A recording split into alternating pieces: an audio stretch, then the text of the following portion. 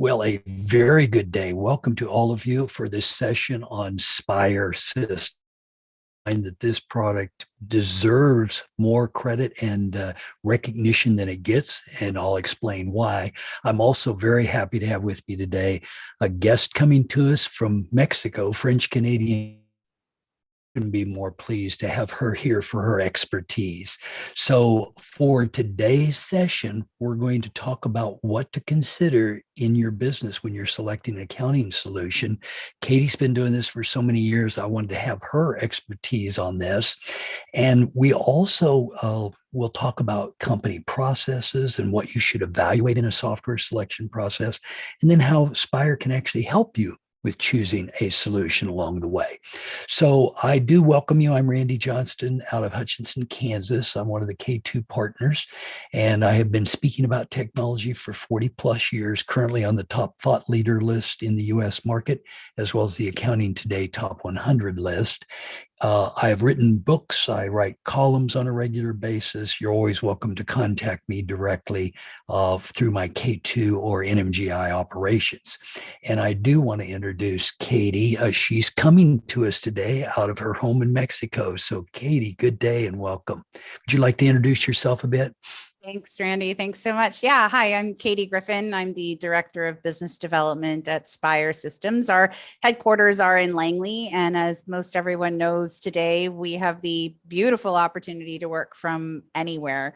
Montreal Canadian native. And I've been in the accounting software business now for over 15 years, working with value-added resellers, working with businesses who are looking to purchase a new software, and with publishing companies themselves. And I'm very pleased to be part of the Spire team. Fantastic company, great product. And I really, really enjoy talking to businesses and finding out what their needs are and if Spire could be a good fit for them. So I'm excited to be here today, Randy. Thanks so much for having me. Very pleased to have you along. And I know we were introduced through our K2 Canadian operations, as it turns out. So we have a lot of old history that way, which is excellent as far as I'm concerned. But again, Katie's expertise is, bar none. You'd think she was 20 years older than she is based on what she knows. So I'm happy to have her along for that light. Now, just a few administrative announcements, then we'll get into the thick of things. Today you can listen to the podcast for free. We do try to do a brand new podcast twice a week. We bring you the latest in technology and accounting and business knowledge. We're typically trying to do reviews and analysis on topics from mobile apps to Excel. And you can watch or listen for free on Apple Podcasts, Spotify, Google Play, SoundCloud, more. We're live twice a week, like we are with you today. And you can check out all of our offerings at cpatoday.com. Now, you can earn credits for today's webinar. It's quite simple. You'll have responsive questions you can do during the event, or if you have missed those, there's a short 5-question quiz you can take. We do have a link in the materials, and you should be seeing the first polling question now. Over the hour or so that Katie and I'll be together, there'll be 4 questions, and you have to respond to at least 3 of those. So make sure that you respond, and I'll try to give you a heads up when those questions are there as well.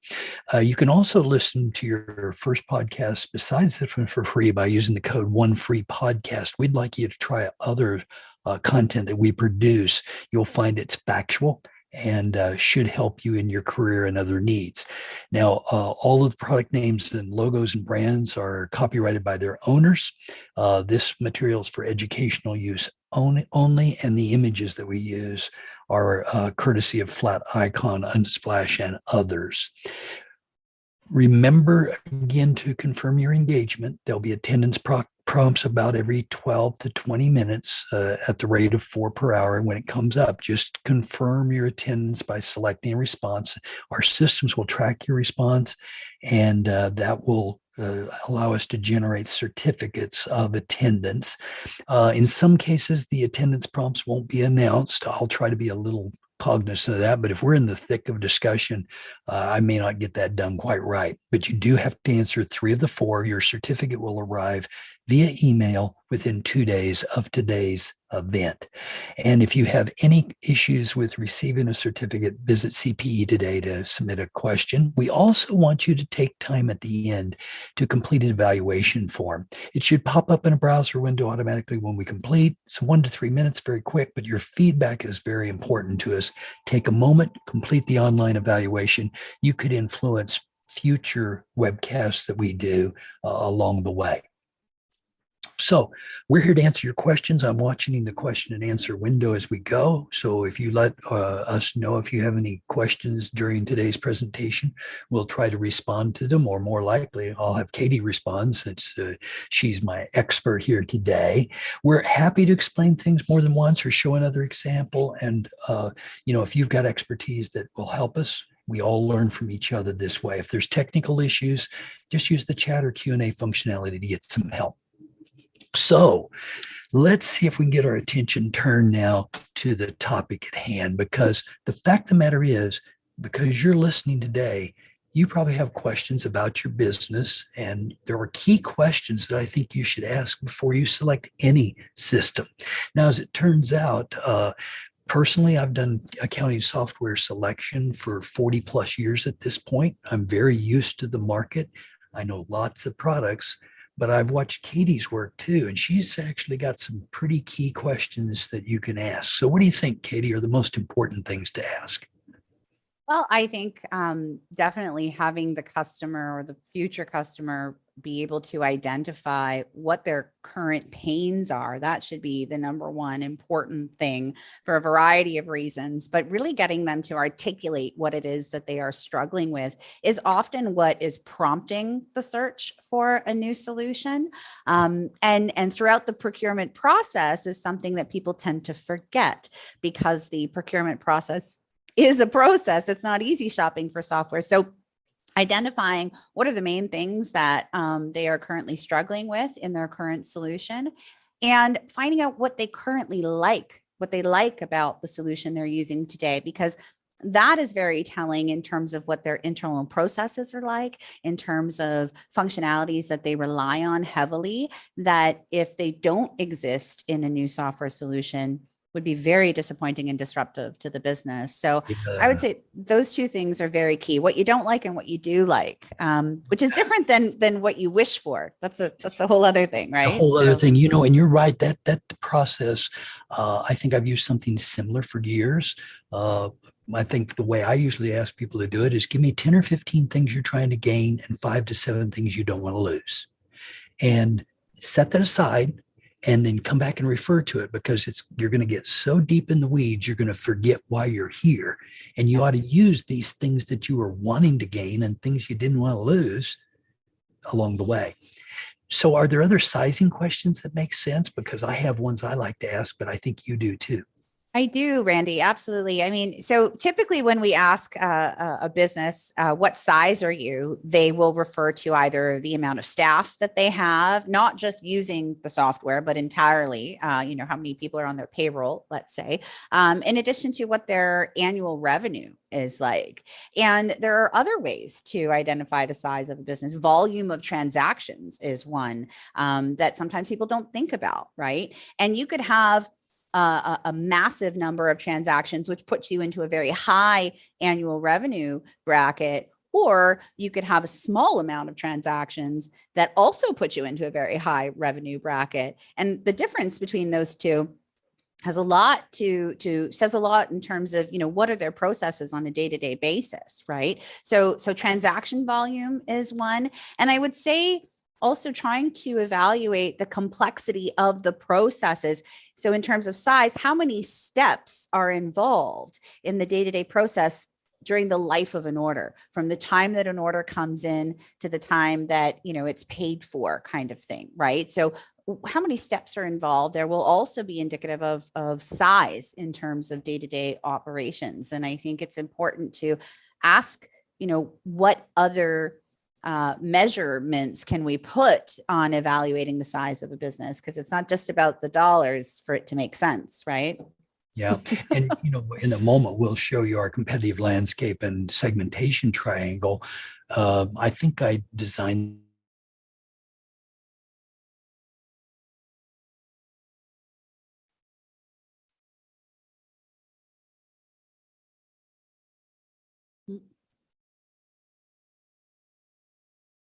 What's your annual revenue and what's your employee count?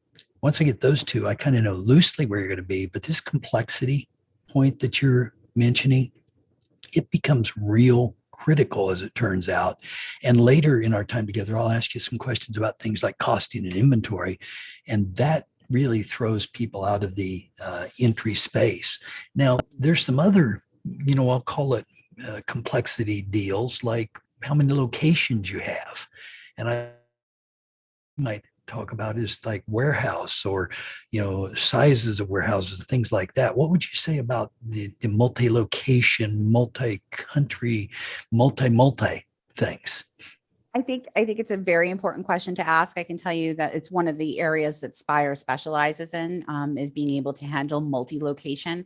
And location is not just the warehouse itself, right? And so some businesses, especially in wholesale distribution, will have more than one warehouse, either because in one city, they're closer to a segment of their clients, which allows for more expedited shipping and order processing and things like that. But location is also your e-commerce store.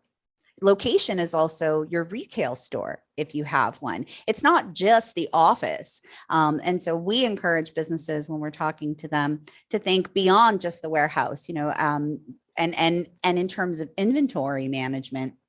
Are they being managed at the individual locations, or are they being managed collectively in terms of the inventory available for that organization? So very important question to ask, especially when you've identified that the business has inventory. Is it just one location, right? Yeah. In fact, one of our guests on a prior podcast did a wonderful job of laying out, locations could even be vans if you're a, service contractor and you want to maintain the inventories in those plumbing vans, let's say. So that location concept is another great complexity issue. Another one is, number of businesses. As a small business owner, typically I've had my building corporation and I've had my operational business and I've had a separate consulting entity and so forth. And, small business owners, I suppose, shouldn't have 5 or 6 companies, but a lot do. So what would you maybe have to say about entities? Most of the successful businesses that I've seen have more than one entity, whether it's a holding company and then another business or whatever the case may be. And often they'll be using, one entry level product to manage the smaller data set, the smaller business that they have, and a larger one for the other one. And if the company so chooses to then start like consolidating in any way, it makes it that much more difficult.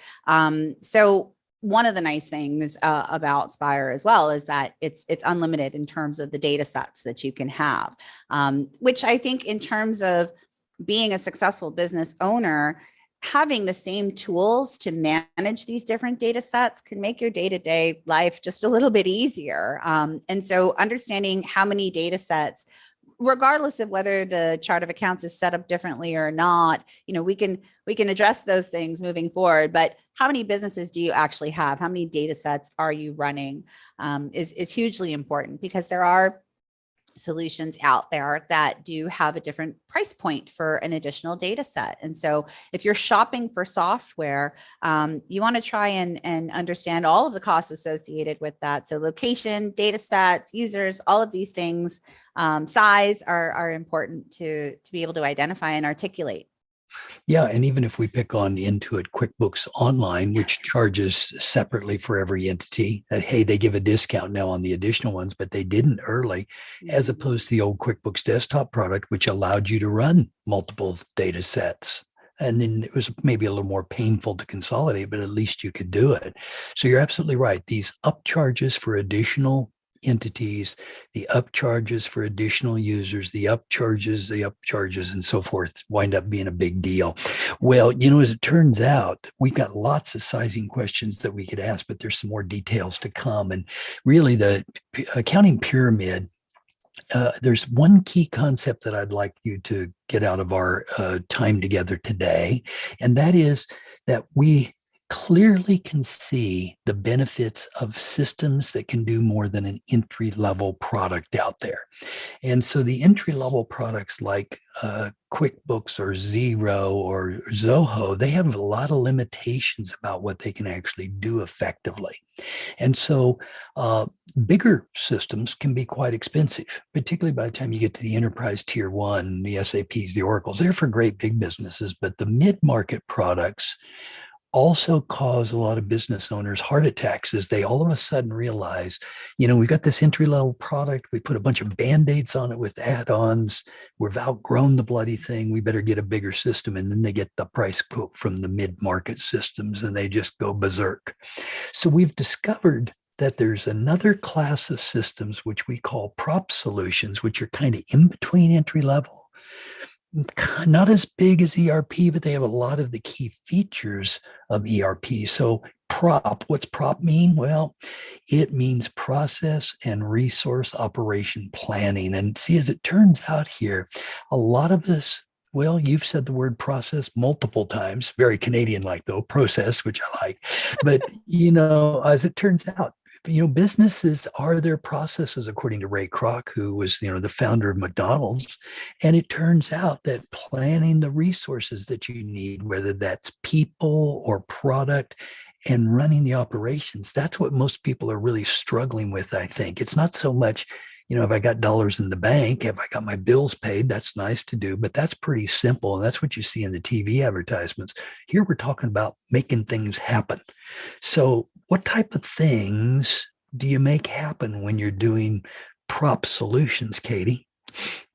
Well, I feel that we definitely, like you said very well, when you're reaching the limitations of an entry level program, there are some general mile markers, if you will, that identify those limitations for most businesses. Usually we see capacity, inventory management issues, lack of reporting abilities, additional user functionality starts to kind of like get, jolted down and not smooth anymore. And so those prop solution functionalities that we offer are a comprehensive structure in the software that allows for the processes to function day to day. So again, as I said earlier, from the time that an order comes in to the end of that life of the order, being able to address the needs that the company has. So whether that's at a lot or serialized tracking functionality, or it's a multiple warehouse, or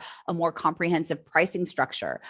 You've got clients A, clients B, and client C, and some of them are subject to different pricing on a particular item than you might have for a different segment of clients. Being able to manage, alternate part numbers, let's say, if you're managing a service type of business, right? So more of those in-depth ERP-like functionalities without that big ticket ERP cost. And I really love your previous slide where you're showing how there are three types of small businesses. You've got the small business, the medium small business, and the large small business. And I think that is very telling in terms of what kind of PROP, what kind of prop solutions is someone going to need? Because when you do talk to people who are shopping for software, they'll say, well, I'm just a small business, and it's, well, what do you mean by that? Right. Because you can have 5 people on staff and be a small business. But if you are in light manufacturing, for example, the process that you have from raw material to finished good has a level of complexity that an entry-level software won't do, and that a massive ERP will just be overkill for you. So taking, the complexities that you have and not overdoing it in an ERP, but really giving you what you need at a price point that's available, that's affordable, not just today, but 5 years from now, I think is really where we shine in your acronym of prop over there. So, yeah. Well, I appreciate that because, generally when people are putting in accounting software systems, I like them to stay in place 5, 7 years, maybe up to 10 years. And so you got to take a longer haul view of what this means. Further, there's so many indications, like you were talking about in reporting, where systems are just running out of gas. I see people putting things in Excel spreadsheets, and I call those renegade systems outside the system, and it's so much extra effort, and it's so error prone, and so on. And I'm thinking about my own business while you're talking about it, because we're a small operation, but we've cut our number of processes down to 181.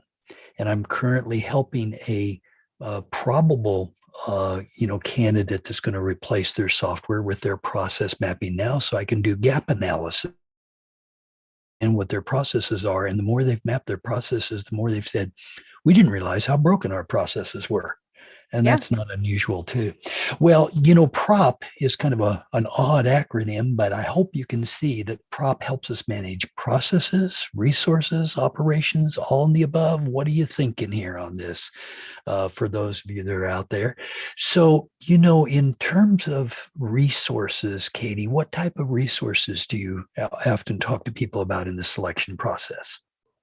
Well, I think self-education is huge, right? So the resources that are available out there in terms of not only investigating solutions when you're at the beginning process of your procurement journey, but consider what other educational resources are in existence with that application that you're considering.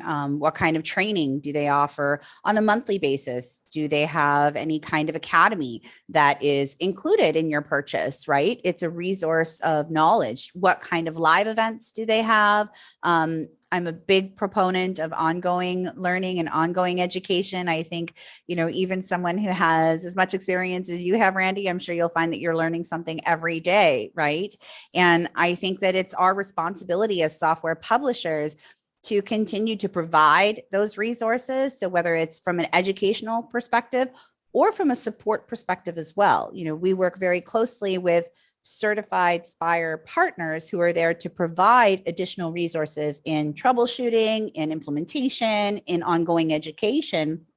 And we hold our standards pretty high. To become a certified Spire partner, you need more than just a heartbeat. You have to have a certain amount of credentials and experience. And there's a process where we provide resources to them as well that in turn get passed on to the clients. And so whether it's resources that a client can go out and reach themselves without the intervention of a certified reseller, or with the work of a certified resellers, there should be a healthy amount of knowledge out there, because it's not a pair of shoes that people are buying, as I say often. It's a software system, and software grows. A healthy software grows. It continues to be updated and upgraded, and that's a sign of a healthy company and a healthy product. And to accompany that needs to be a plethora of resources to support everyone that's involved there. So I think it's a huge thing that people should be asking when they're shopping for software. What kind of resources are there? It's not just about your internal processes. I mean, that's hugely important, but what's out there to help you on a day-to-day basis, right? Yeah.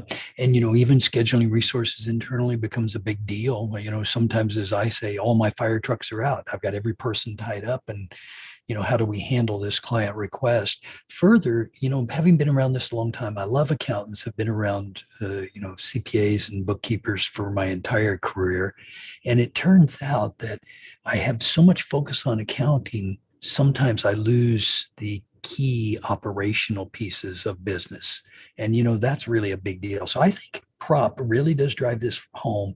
It is all of the above. It's process, it's resource, it's operation, and it's accounting on the back end. I actually have a little model that illustrates that too. Well, you're really thinking or trying to help our listeners today think through their current solution and their situation. We alluded to that earlier with some of our questions, when we were talking about, why are you changing? What do you like today?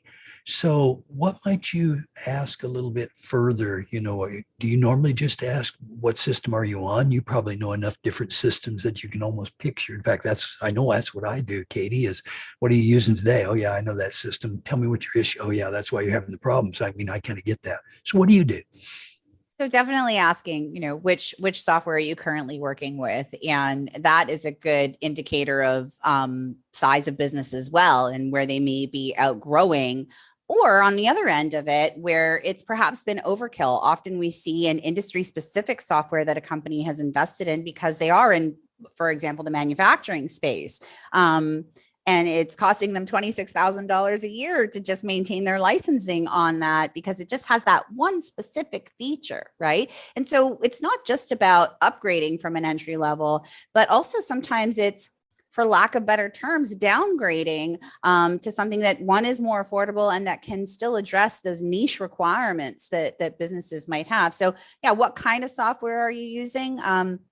And then to get even more granular, which edition are you using as well? Because we often see one of the reasons that people are starting to shop for software is that they are stuck with an antiquated solution that for whatever reason they never upgraded from. So understanding what version of something that somebody is running is very important as well. And I think, just to your next bullet point on your slide here, Randy, identifying what works well. What do you like about this version of this software that you're currently using, especially for those people who, again, are running something that's a little bit older in terms of a program. There's this, it's always worked for us. We've always done it this way. So tell me what it is that you like that you've always done that way, right? And then on the other side of things, what would you change? And I tend to ask people to narrow it down to three of each, three things that you like, three things that you don't like. And sometimes it's very easy. People will be able to come out with three on each side. Most of the time, they struggle to find the one thing that they like in that initial discovery call. And then they'll give like 10 things that they don't like, because the pain is what's driving the search for a new solution. And just back to what we were saying a little bit earlier, it's important to note these things down on both sides of that question, where it's, struggling to find one thing that I like. When you start to get into the demo phase of things, all of a sudden, all the things they like show up. Right. So trying to narrow it down to three main things that you like, things that you would change. Those are definitely very important questions. Another question that I ask is, what functionalities do you use the most? More referred to as modules in our lingo. People sometimes don't tend to think of a module itself as having a particular global feature that exists throughout a program. And so I think we're in the business very used to saying, orders go through order entry, let's say, or sales, and, inventory is managed in inventory, and purchase orders are managed in purchase orders. But something like being able to use filtering to create ad hoc reports and favorite those, being able to have a Google-like search functionality, being able to have Chromium built into the software as well and have access to different URLs, being able to do things on the fly kind of thing, or add user-defined fields that allow for that personalization kind of field.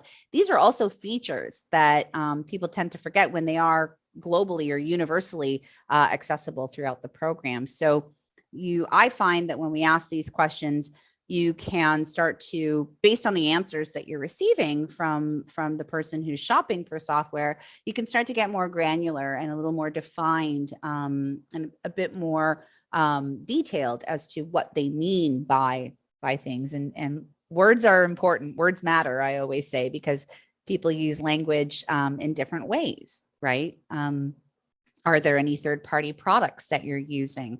Nope. Is there anything integrated? Nope, nothing. What do you use for payroll? Oh, this, right? And so that does mean that maybe there is an integration that exists there, right? And so often, because you're in the forest, you can't see the forest for the trees, so to speak. You're just so used to the day-to-day operations of your business that you don't necessarily think that product is an add-on or a third-party integration, right? And so it is really important to listen carefully when people are expressing what it is that they're doing on a day-to-day basis while we analyze their current situation. And often they are triggered after that initial phone call. And it's inspired them to think about many of the other things that again, during the day-to-day, they don't realize how reliant on Excel they are. They don't realize how paper oriented they are. They don't and it's through this discovery process that they get inspired and they start to understand, I could change some of my processes. We could benefit from these things, Yeah, and your points are very interesting because version number does matter. That's one of my key things that I ask about. And the expertise of partners is important here, because when you hear an older version or you hear that you're on today, you can picture how it works if you know those platforms. But if you only know a single platform and that's all you work in, you're not a very good advisor in general, if that's all you know. So I don't want to be too limited in that thinking. And beyond that, this idea that when people are just trying to get their job done day to day, they do it the best way they know how. Sometimes they just don't know that there's an easier way. It's almost like a revolution as opposed to an evolution, because we always have to do these things to check in inventory. We have to get the packing slip and we key all the data in. And my rule of thumb on most of these systems, if somebody's keying data, you probably have a broken process. Eventually, one point it has to be captured, but beyond that, maybe not more. So, another thing to filter on here is this: what are you trying to accomplish question? I like to be a future thinker. It's hard to predict the future, but sometimes we can make it. So, how do you get people to think about what the future state or the future can look like? It's a challenge for most people when you ask them to think about 5 years from now, where do you see your business? Not where do you want your business to be, but where do you see your business to be? And so my process, if you will, I hate to keep using the same word, but my process when I'm speaking with people who are shopping for software is to articulate back to them what they've shared with me. And sometimes when you hear something that you shared, you all of a sudden understand the impact of it. So for example, to think about the future, currently we have a bunch. So one of the questions I ask is, how many inventory items do you have? How many SKUs do you have? Right. And so they'll say, oh, well, we have, let's say 5,000 or 6,000 SKUs, but we really only use 2,000 of them. Right. And so 5 years from now, I'd like to just have a clean inventory list is what I want to work with, because we all have, every business has inventory items that they're not supposed to sell. Every business has a GL account that they shouldn't be posting to, that they, someone that they shouldn't be paying, a customer that they shouldn't be invoicing. And, it doesn't matter how many signs or asterisks or bold things you put around that, someone's going to accidentally do that. So 5 years from now, what do you want? You want a cleaner inventory list. Well, what that means is that you would like less human errors. You would like more secure data, more integrity in your data, so that ultimately the reports that you are reliant on, that you are pulling, make sense. And you can actually drive meaningful information from these reports. If you're stuck with a bunch of data that is, outdated or just doesn't belong there, and you're constantly seeing this stuff, then even in your day-to-day minutia like activities, you'll get bogged down by that, right? So what I hear often is, I want more time, I want more efficiency, I want a cleaner list of things. But when I articulate it to them as, you would like better processes, ultimately, you would like the ability to pull reports more easily, because they don't use the same language that we do in the industry, right? So it's important to ask these kinds of questions, and you help them envision the future by repeating back to them what they've shared with you. And some, as you were explaining that, I was thinking about one of my classic inventory terms, which you've heard before, I'm sure: FIST, first in, still there.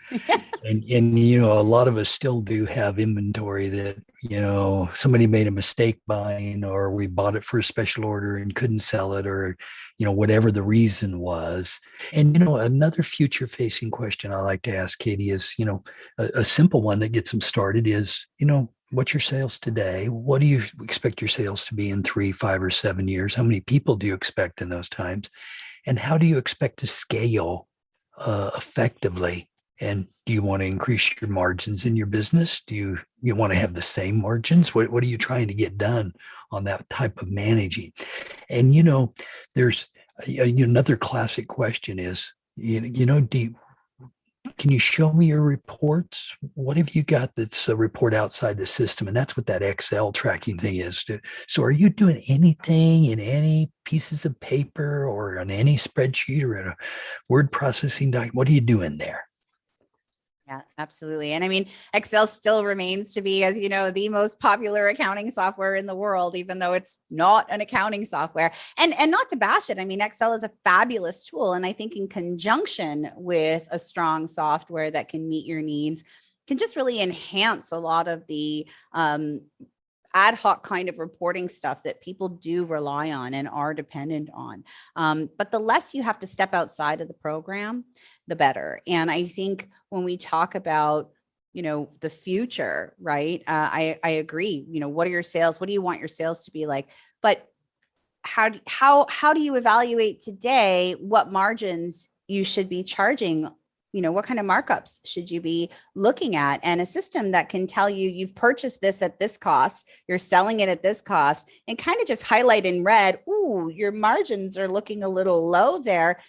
Not only are going to serve you well 5 years from now, but are going to pave the way to getting you there 5 years from now. So something that is scalable is very important. Something that you can grow into and that can grow with you is huge when you think about where you're going to be 5 years from now. Yeah, and I got to tell you, changing software is not an easy process. It's very painful. It's not like taking a shower.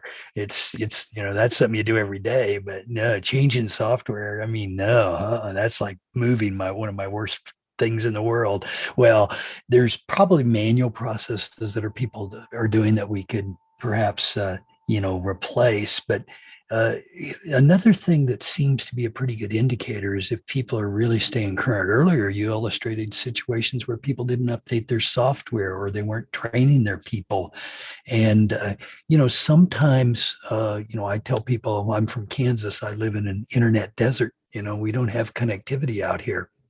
So, I'm surprised we've actually been able to talk without interruption here today. Yeah. And people say, really? That's possible? Oh, yeah, it's real possible. Yeah. But, so notice that actually tells us whether we could have a on-premise internal solution or whether cloud-based would be acceptable. Because if you've got poor connectivity, or you're out in the country somewhere and just don't have access, it could be a problem. And of course, in today's world, so much talk of cybersecurity, including, recent guidance on business needing to step up and protect themselves. So what type of currency questions do you ask? Not currency as in dollars, but how you're keeping things current. Well, we do ask dollars as well if they are, people are using multiple currencies in their business. But in terms of staying current, we definitely ask about their infrastructure. So what kind of servers are they running? What kind of workstations?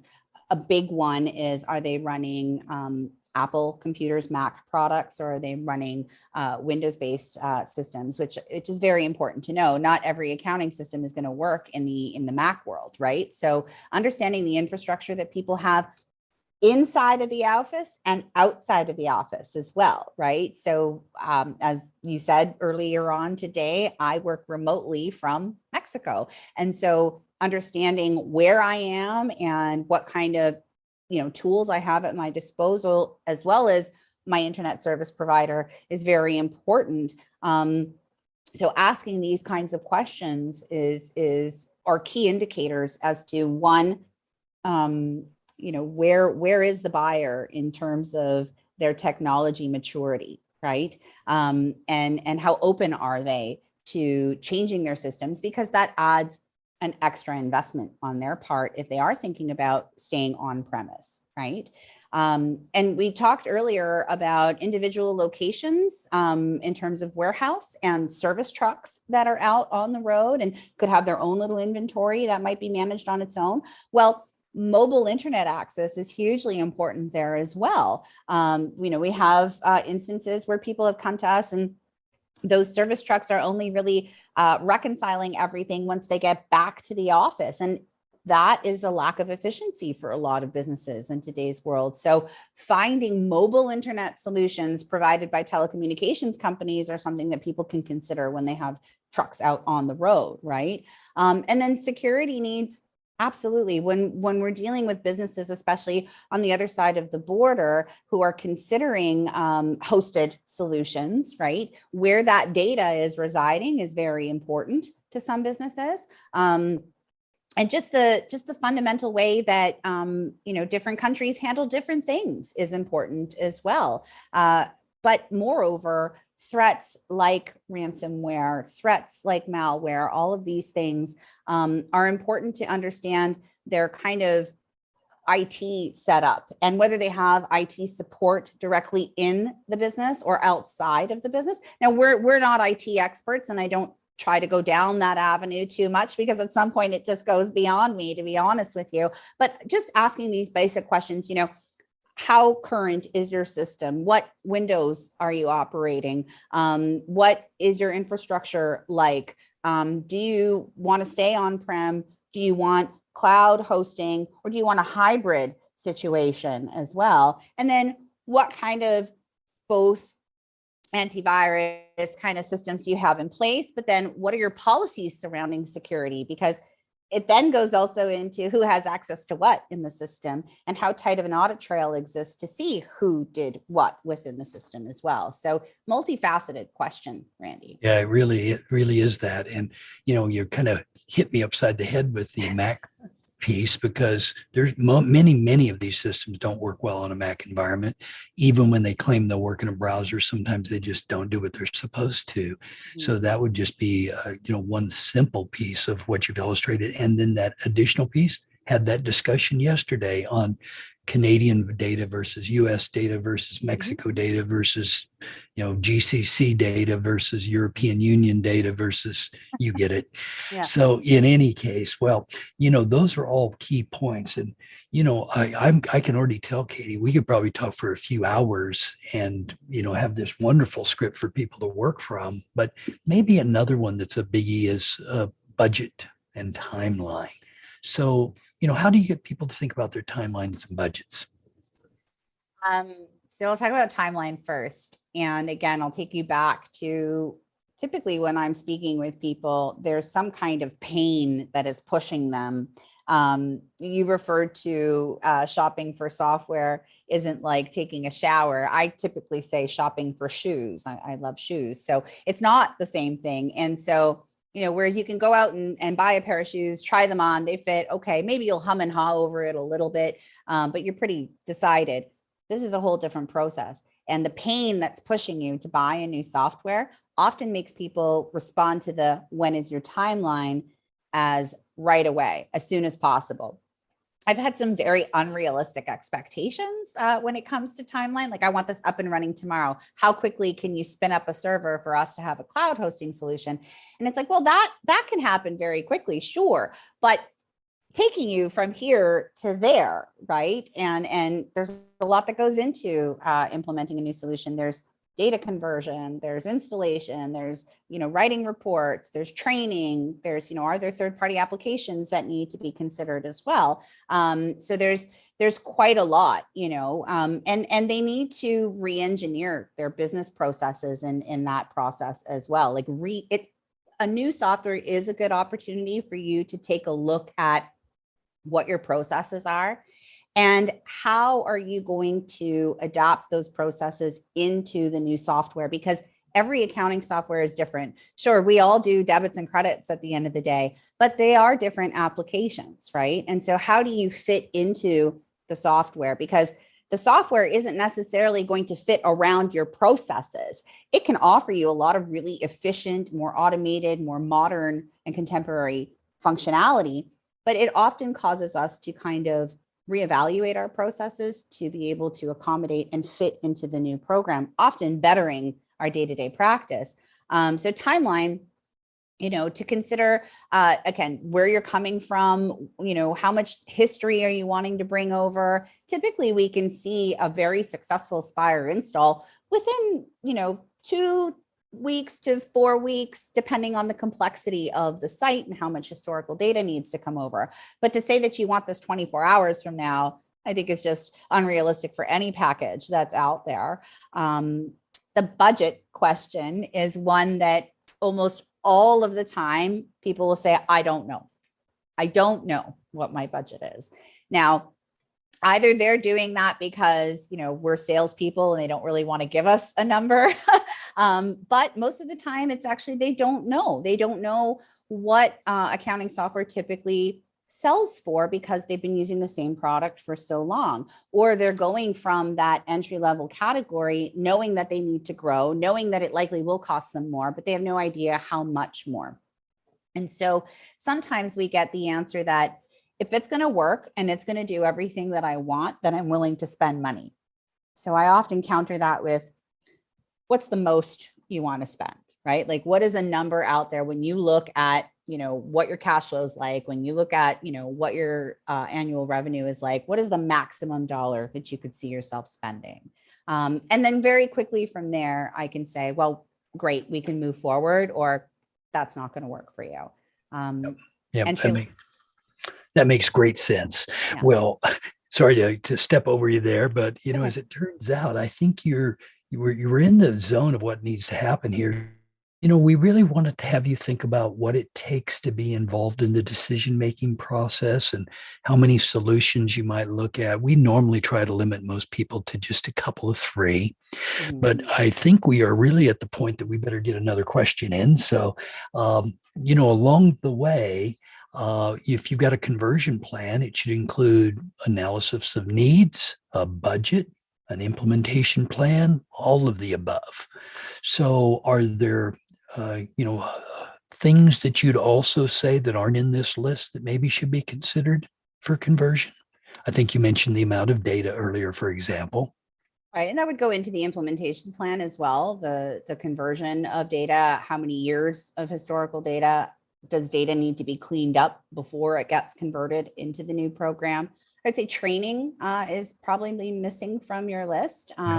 Not to be too critical of you, but training is a huge part, right? Yeah. So that's definitely an important factor. Yeah, as it turns out, I've got a list of probably 6 or 8 things, but I believe analysis of needs, budgets, implementation plans, there's more. So clearly this one, the best answer is all of the above. Well, we still have so much that we can talk about, but, I think I want to turn attention now to what makes a system that's more sophisticated than entry level a prop system.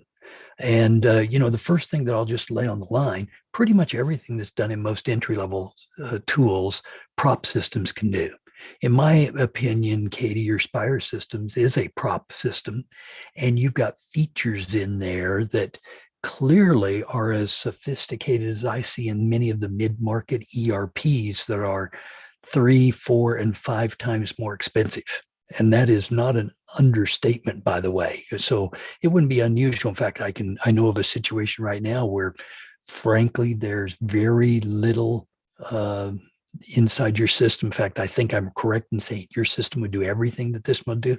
And their bid came back for $225,000. And it's like, and then, when you ask about the maximum they would spend, the owner was saying, well, I thought it wouldn't be over 150. And it's like, yeah, I'm thinking you're probably way off on that. So in any case, so what would you tell us about some of these features? I know you've got a very sophisticated inventory. You've got good sales management. One of the things that's a driver for me on many of these systems is costing.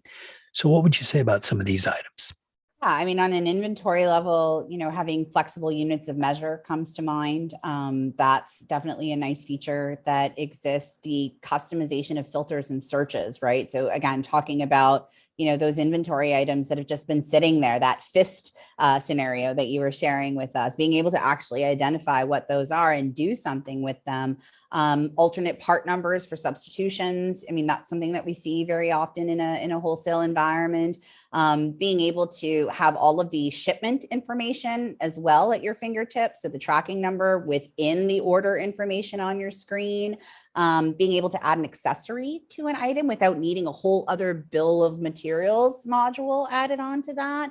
Our inventory is very comprehensive and very robust. And so, yeah, we could definitely talk about that forever. I think one of the really nice things in terms of costing as well, I mean, that our price matrix is very powerful, and again is included in Spire as well. So for those who are managing multiple price lists and having a need to update that, those are some of the features that are a struggle in an entry level product, being able to do those things efficiently, not one at a time. If you've got 6,000 or whatever amount of inventory items and 4 different price lists, let's say, updating each of those individually can just be a nightmare. So the ability to import new prices very nicely, very easily, being able to search for items or records by word or by half of a word that you might remember.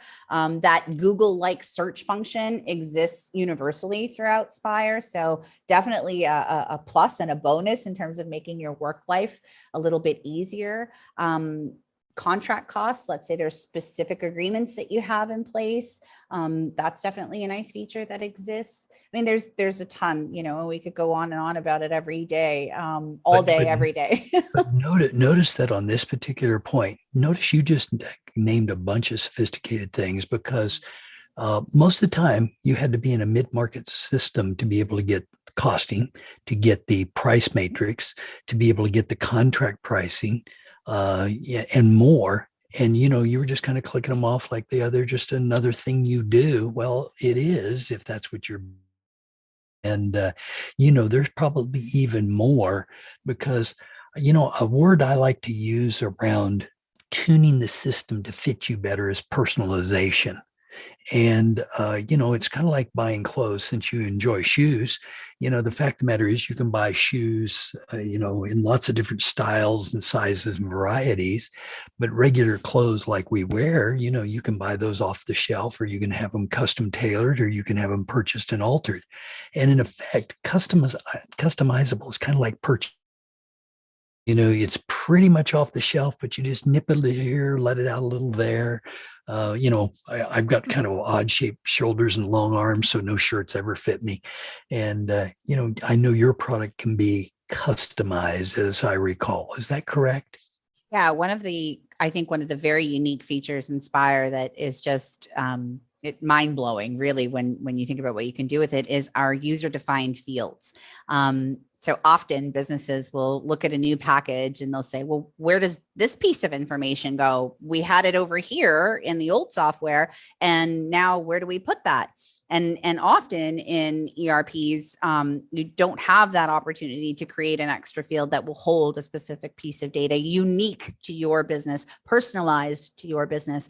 And our user-defined fields are universal throughout the product. They can be added in all the different modules that exist. You can choose it as a text field, a drop down, a date, a checkbox, a Boolean. You can make it defined as a mandatory field, so that the order can't actually happen until Susie puts that piece of information into that field. And they're indexed and searchable, which I think is so nice as well, because you're pulling a report and you're not going to see it as user defined field 1, user defined field 2, and at some point you're like, what was that field about again? It'll actually show you what you've named that field to be, right? Which I think is a really nice, and they're all, again, very searchable, right? In that Google-like search functionality that we have. So very flexible, very personalized that way. And I think one of my favorite features in Spire, actually.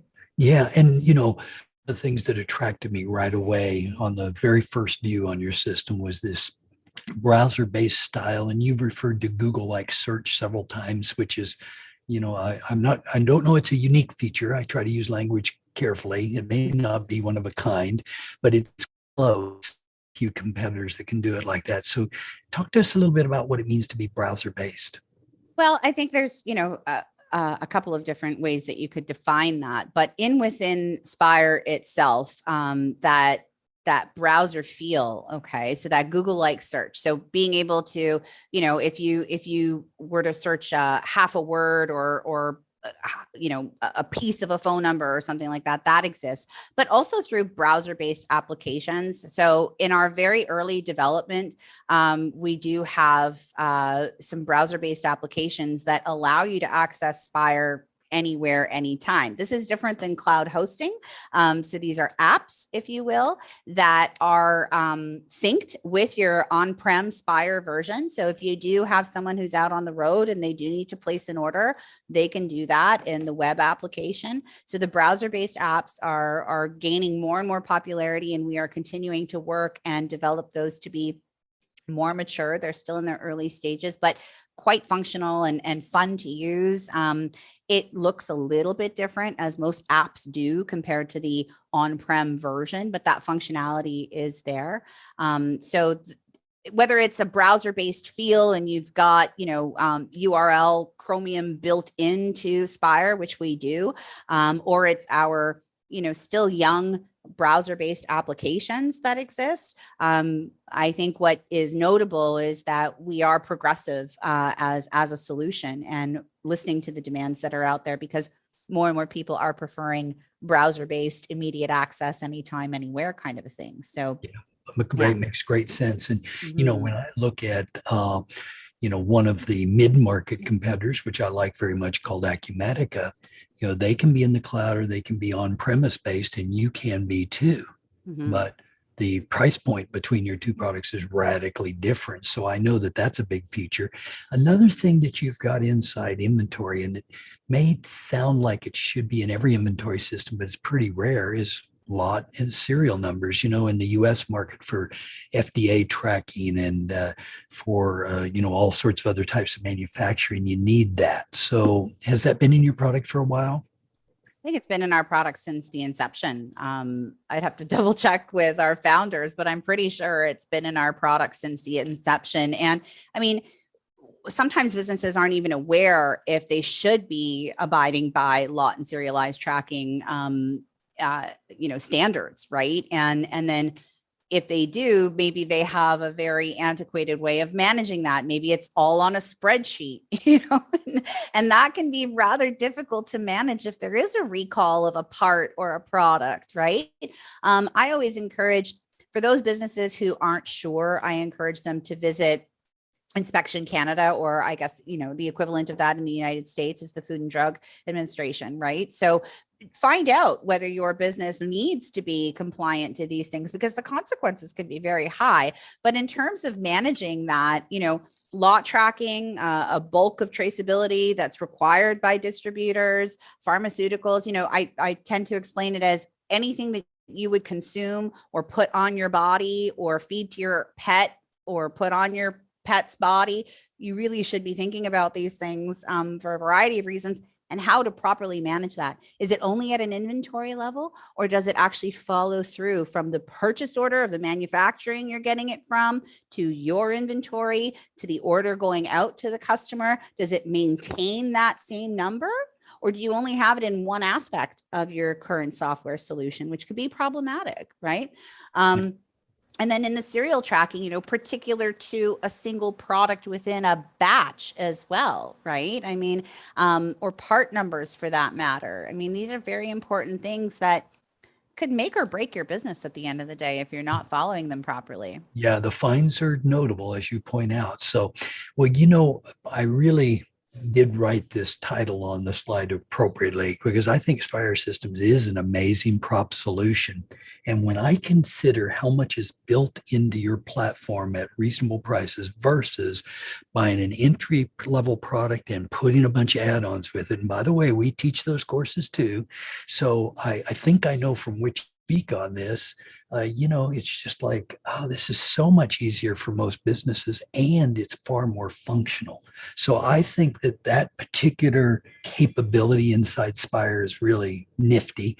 And boy, could we talk a lot more, because you're bigger than entry level and you're almost as capable as most mid-markets. And when I do mid-market demonstrations, I actually ask for 8 to 16 hours of demonstration to see the features. And frankly, I bet you could go that long too. So type of system, are you entry level, are you prop, or are you ERP? And I think it's pretty obvious based on the prior slide what the answer is in this case. I believe that you are a really unique and valuable. So, Katie, any other parting thoughts? I think we're down in our last minute or so together. I would just say, the topic today is, the procurement journey, right? What is that all about? And I think that if you are shopping for software, or if you have clients that are shopping for software, I think that initial discovery with a software expert, whether it's a consultant or the publishers themselves, is incredibly valuable. Again, it will trigger people to think of things that perhaps they're not considering when it's the pain of something that's driving them. And feeling like, there are publishers out there who understand what it's like to shop for software and who are very focused on understanding what your specific needs are versus just selling you a software solution, right? So yeah, that makes great sense. Well, I guess a parting thought, which you didn't ask me to say, but I know it's important, is, many people are on entry-level systems. Many people are on mid-market and need to come down market, as you really pointed out earlier in our conversation. But if you're looking for a partner publisher to deal with, and you'd like to consider becoming a partner, I'm sure Katie would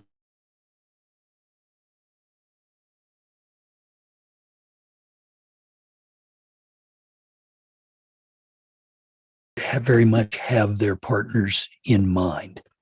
So all of that said, make sure you evaluate your needs and make sure you've thought about the processes that we're talking about here, and perhaps put Spire in your possible solutions. I think it's a great one to consider along that line. So if you're looking for credit for today's course, remember, if you've answered all the questions that you've gone, we'll send you an emailed certificate shortly. If you missed something, you can take a short 5-question quiz and be able to we do distribute the deck, so you're welcome to that. If you have not taken a podcast from us before, please do use our one free podcast code to take another course and get your CPE credit away. And